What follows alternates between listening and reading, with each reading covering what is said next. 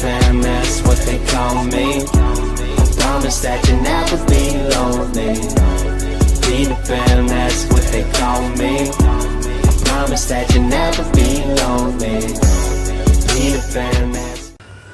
तो आइए एक बार फिर से स्टार्ट करते हैं। एपिसोड नंबर 4 है ये आप लोगों का, और वीडियो बनाने में कुछ देरी हो गई है, लेकिन उस देरी को ख़त्म करते हुए आइए बिना किसी दिक्कत के स्टार्ट करते हैं हम लोगों का नेक्स्ट वीडियो। तो चलिए, यहाँ पर आप लोगों को बोर्ड पर दिखाई दे रहा होगा क्रांति कोण क्रिटिकल एंगल। क्या होता है क्रांति कोण, इसके बारे में हम लोग जानेंगे। तो एक बार हमने पढ़ा था कि प्रकाश का अपवर्तन क्या होता है, ठीक है। तो कमेंट में बताइएगा आप लोग कि जब प्रकाश की किरण सघन से विरल में जाती है तो कौन अधिक होता है, क्रांति कोण अधिक हो आप लोगों का अपवर्तन कोण अधिक होता है या आपतन कोण अधिक होता है, ठीक है। कमेंट में जरूर बताइएगा। तो आइए देखते हैं क्रांति कोण क्या होता है। तो सबसे पहले हम ये बना रहे हैं पृथककारी तल। ये आप लोगों को जो रेड मार्कर से दिख रहा है ये पृथककारी तल है। तो पृथककारी तल में सबसे पहले हम लोग क्या करेंगे, यहाँ पर खींचेंगे अभिलंब, ठीक। अब आपको कहानी मालूम है कि जब प्रकाश की किरण एक माध्यम से दूसरे माध्यम में जाती है तो अभिलंब की तरफ या तो झुकती है या तो दूर हटती है, जिसे प्रकाश का अपवर्तन कहते हैं। तो एक काम करते हैं, सबसे पहले हम लोग ऊपर की तरफ ले लेते हैं सघन माध्यम, ठीक है ना, और नीचे की तरफ ले लेते हैं हम लोग विरल माध्यम, ठीक। अब देखिए, आपको मालूम है कि प्रकाश की किरण जब सघन से विरल में जाएगी तो अभिलंब से क्या होगी, दूर हट जाएगी।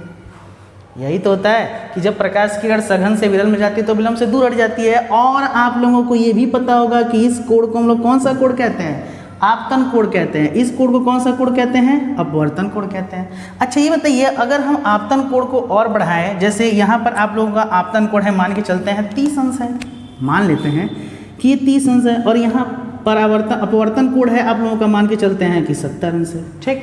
अब चलिए हम इसको थोड़ा सा और बढ़ाते हैं इसको। तो जब हम ये थोड़ा सा और बढ़ाएंगे तो ये थोड़ा सा और दूर हटेगा, यानी कि जैसे जैसे आपतन कोण बढ़ाएंगे वैसे वैसे अपवर्तन कोण बढ़ता जाएगा क्या, देखिए। तो देखिए, ऐसे ही जब हम क्या करेंगे कि आपतन कोण बढ़ाते जाएंगे तो एक स्थिति ऐसी आएगी कि अपवर्तन कोण 90 अंश हो जाएगा। देखिए यहाँ पर ये क्या करेंगे, हम इसको बढ़ाते गए, ऐसा हमने बढ़ाया कि आपतन कोण जब हम बहुत ज़्यादा कर दिए तो क्या होगा कि अपवर्तन कोण कितना हो जाएगा, 90 अंश। यही ना होता है, आपका अपवर्तन कोण ये हो जाएगा 90 अंश, और ये आपका क्या है, आई।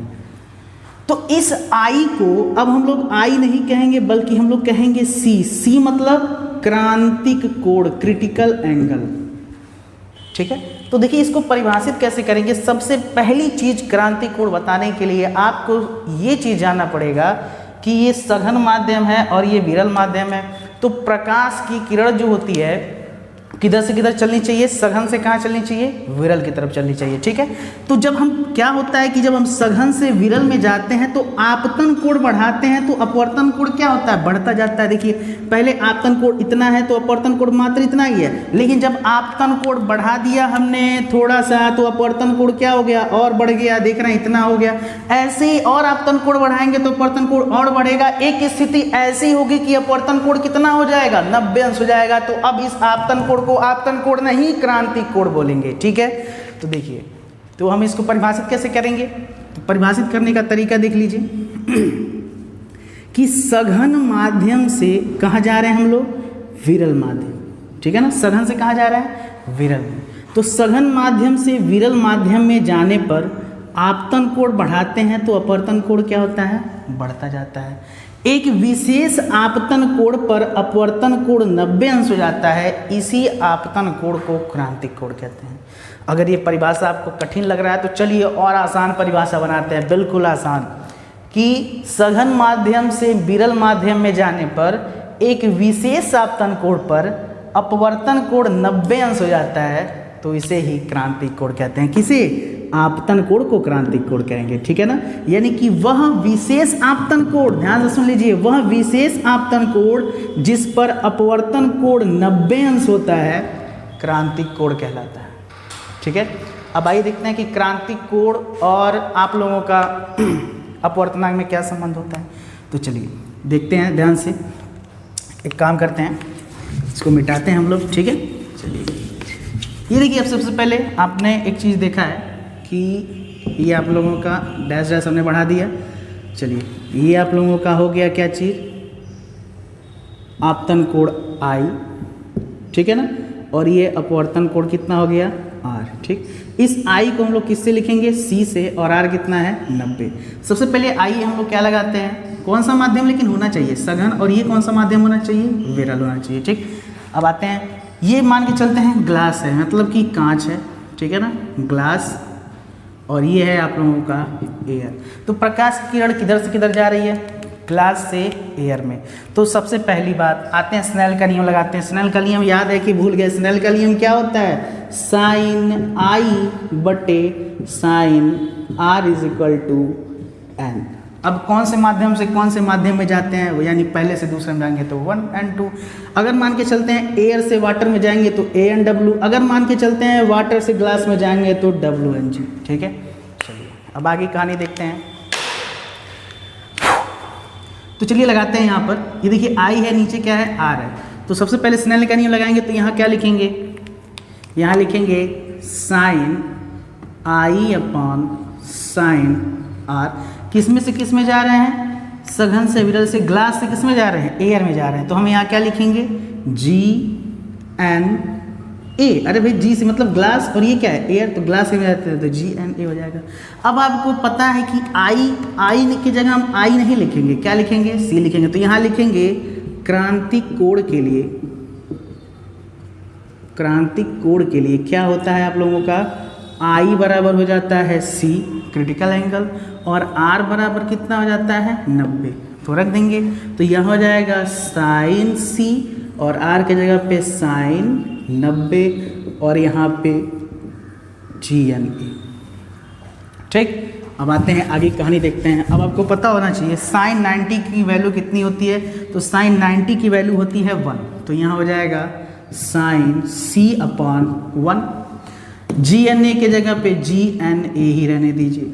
लेकिन आप लोग जानते हैं उत्क्रमणीयता का सिद्धांत, थ्योरी ऑफ रिवर्सिबिलिटी क्या कहता है, कहता है उत्क्रमणीयता का सिद्धांत, यहाँ लिखेंगे, चूंकि उत्क्रमणीयता का सिद्धांत कहता है कि G N A is equal to 1 upon A N G. पिछले वीडियो में हमने ये जाना था कि G N A is equal to होता है 1 अपान ए एन जी। तो जहाँ जी एन ए वहाँ 1 अपान ए एन जी लिख सकते हैं। तो यहाँ देखिए साइन सी, तो साइन सी ही रहेगा, एक के जगह पे एक, लेकिन जहाँ जी एन ए है वहाँ हो जाएगा 1 अपान ए एन जी।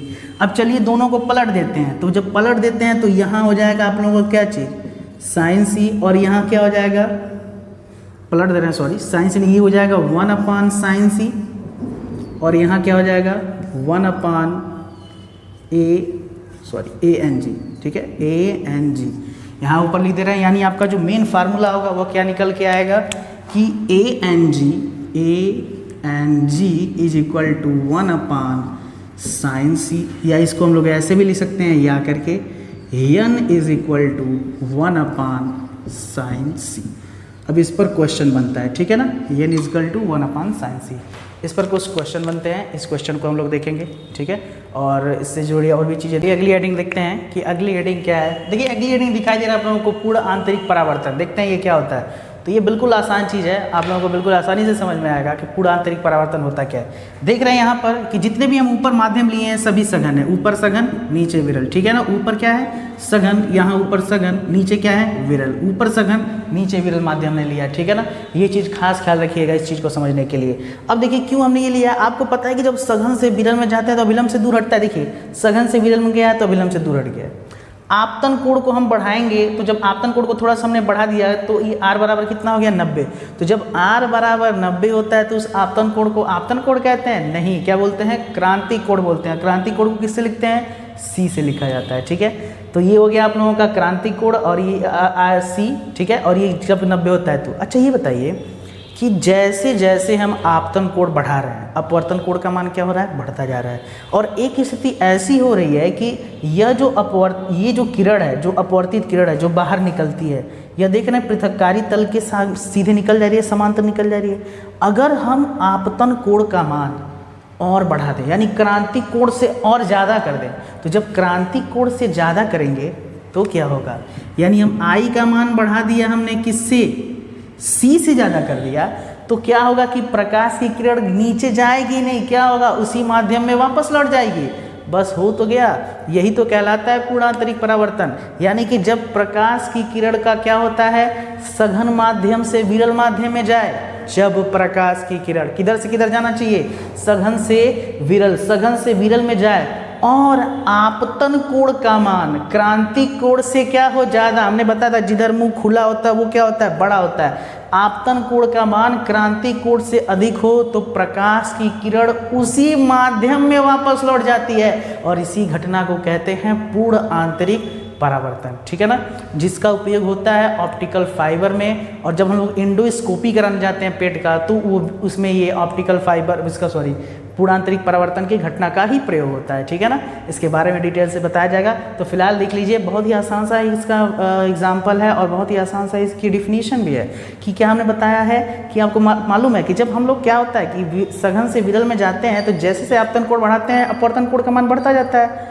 और अगर आपतन कोण का मान बढ़ा दिया किससे, क्रांतिक कोण से, तो प्रकाश की किरण उसी माध्यम में वापस लौट जाती है और इसी घटना को कहते हैं पूर्ण आंतरिक परावर्तन। ठीक है ना, तो ये आप लोगों का क्या था, पूर्ण आंतरिक परावर्तन था। इससे पहले हमने क्या बताया था, क्रांतिक कोण बताया था। क्रांतिक कोण का जो हमने फार्मूला बताया था n = 1/c, उस पर एक क्वेश्चन हमेशा आता है। ठीक है ना, तो इस चीज़ को भी हमेशा ध्यान से रखिएगा कि कैसे उस सवाल को लगाया जाता है, उसको भी बारे में बताया जाएगा। आइए चलते हैं, पिछले वीडियो हमने लुल महाराज के बारे में नहीं बताया था। चलिए एक बार क्या हुआ कि हर जगह एक जगह पे सभी वैज्ञानिक लोग और बढ़िया बढ़िया बुद्धिजीवी लोग इकट्ठा हुए थे, जिसमें चीन, पाकिस्तान, जापान, भूटान, इंडिया ऐसे देश थे। तो इंडिया की अध्यक्षता करने पहुँचे थे हमारे लुल महाराज। ठीक है, तो लुल महाराज को से क्वेश्चन पूछा गया, क्वेश्चन चारों तरफ आया कि भाई 5 के बीच में 4 लिख करके दिखाओ, 5 के बीच में 4। तो चाइनीज पहले खड़ा हुआ, उसने बोला भाई